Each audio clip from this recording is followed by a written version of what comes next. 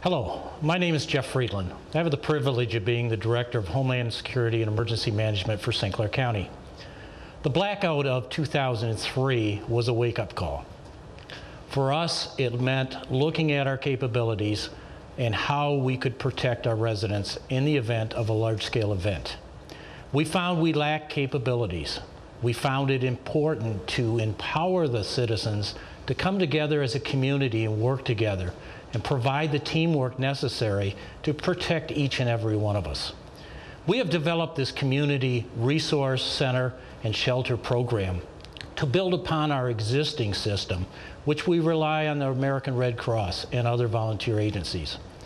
We want to take this program into the communities, as every community may be affected by a large-scale event and may be on their own for a period of time before outside resources are available.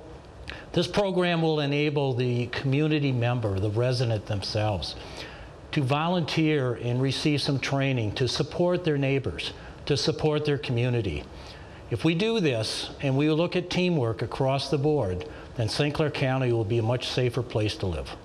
Welcome to the St. Clair County Office of Homeland Security and Emergency Management Training Initiative titled Establishment and Operation of a Community Emergency Shelter or Reception Center. In this section, each participant will be introduced to the Community Emergency Shelter or Reception Center managerial primary service areas. This shall be an overview of the various managerial and supervisory positions. More detailed information regarding each is within the designated section for each position. A disaster may be caused by a chemical leak, which causes the evacuation of an area. A heat or cold emergency, a loss of power to a large grid, destruction from a tornado, or a man-made emergency, any of which results in the inability of people to temporarily remain in their homes. In order to meet the needs of people who may be temporarily displaced from their homes, you'll be asked to assist with the establishment of a community emergency shelter or reception center. This video will not overview the selection and pre-plans of the shelter, yet will build upon the skills and considerations for the opening of such. Therefore, we will cover startup procedures, communications, obtaining additional resources, and closing procedures. During the disaster, key management personnel shall be notified by the St. Clair County Office of Homeland Security and Emergency Management. From this point, these key personnel shall notify other pre-established people in order to begin the setup of the shelter or reception center. At this point, you would follow the pre-established instructions developed within the pre-planning stage or as directed by the shelter center manager. The startup of a shelter includes several key areas of service. A shelter center manager. A reception center, which includes triage, registration, and intake, as well as inquiry and an information center. Communications. Dietary. Lodging, personal needs and special services, including all people with a special need requirement or a spiritual support desire or need. Health services, including medical and mental health services. Animal services for domestic animals only. And security services. Other services which may be implemented are clothing services with a special needs supervisor, quarantine supervisor, sub-shelter center supervisor, and more as needed. In each shelter or center, there is a manager shelter kit. The kit contains the following: one set of instructions on the lid of each emergency reception center kit, a digital AM/FM radio battery backup, 400 feet of rope, identification vests for key officials, including a fluorescent vest for each of the 7 reception center managers. They will have their own personal staff reception center management kits. 5 fluorescent unmarked vests for staff support for managers.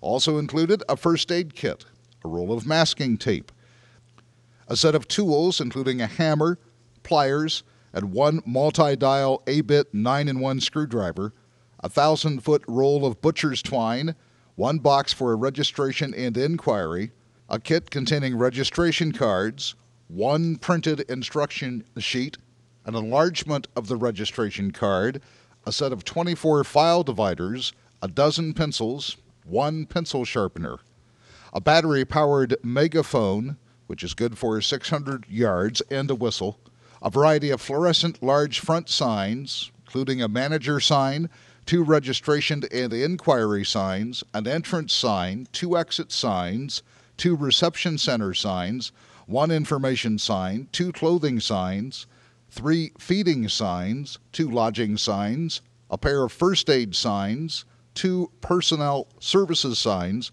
4 washroom signs, 2 signs marked ladies, 2 marked men's, 4 out-of-bounds signs, 3 staff signs, a dozen arrow signs, and 5 blank signs for later marking.